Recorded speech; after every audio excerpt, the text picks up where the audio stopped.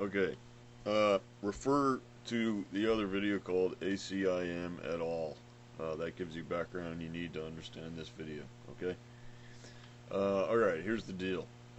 What Artin and Persa told Gary Renard and what the message of A Course in Miracles is is basically this. That there was an apparent separation from God that occurred whenever. It's not linear in time, but the entire physical universe is an illusion. It doesn't exist. There is no world. Okay. God did not create the world. The world is being dreamed by a portion of what they call the split mind. That's the part of the mind of God, I guess, that appeared to split off, or believed it was splitting off, and became involved in a dream, sort of.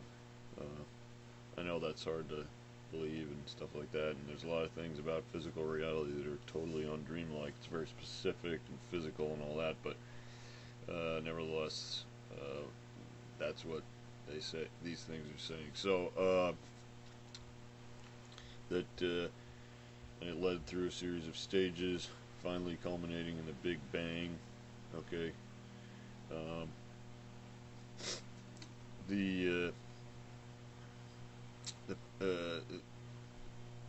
And all kinds of multiplicity things, all based on multiplicity and separation. Even cells dividing is based on that, and stuff like that. So what Jesus taught and why he was crucified was to show that it's all a dream. That's why he could forgive the people that were crucifying him, and that's why he could come back several days later in a body, even though he was supposedly dead, because the whole thing is an illusion. Okay, and that's why you can forgive people. That's why it's easy to forgive, because it's not real anyway. Now, that's how Jesus was able to forgive everybody and do miracles and all kinds of things. So, you forgive by realizing it's not real. You wouldn't hate, you wouldn't entertain the thought of hating your dream characters, you know, unless you just wanted to totally believe and get deeper into the dream. But when you wake up in the dream, that's meaningless. And so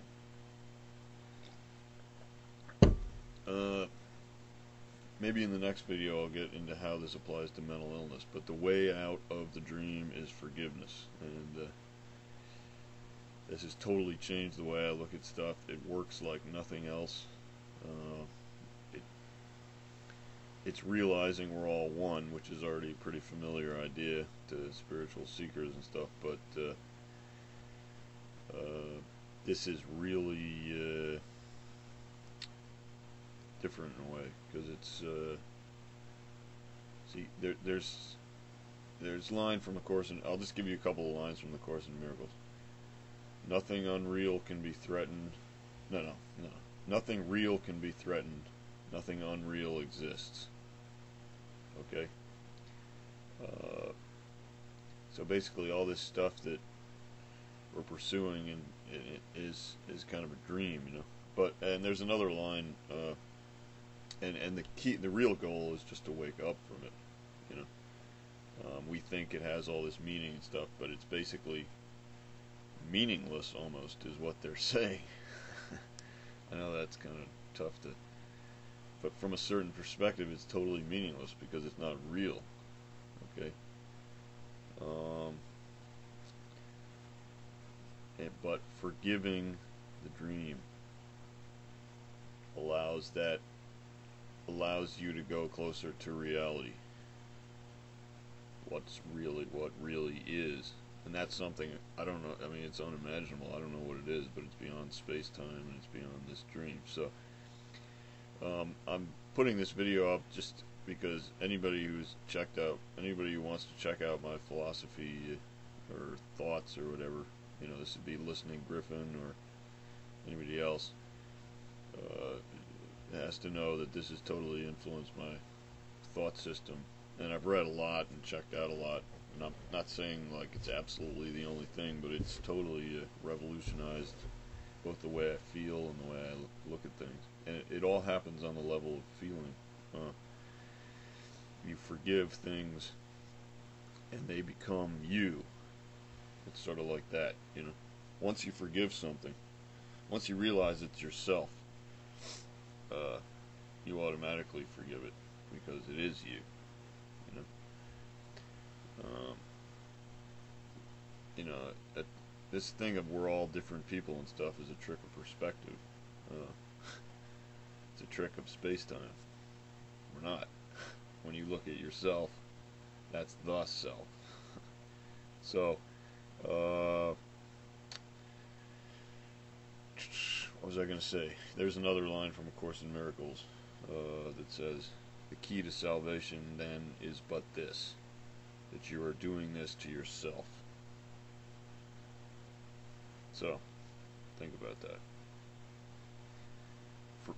Just try it. Actually, just try it. Experiment with it. When you get into some difficulties or pain or whatever, try, or strife or, conflict with other people, try forgiving your dream or forgiving the dream, whatever way you want to look at it.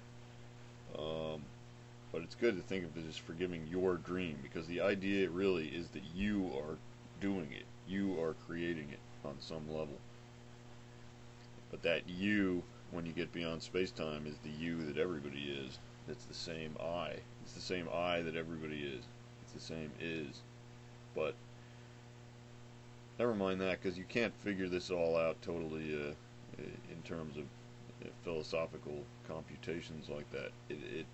That isn't really the way to approach it. The real thing that frees you is something that happens on the level of feeling and forgiveness.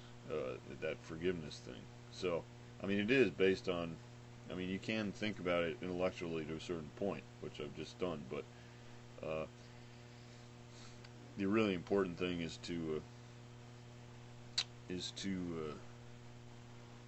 realize it or something, and it's totally mind-boggling when if you try to figure it out rationally, you're going to have problems with just logic, ordinary, stuff.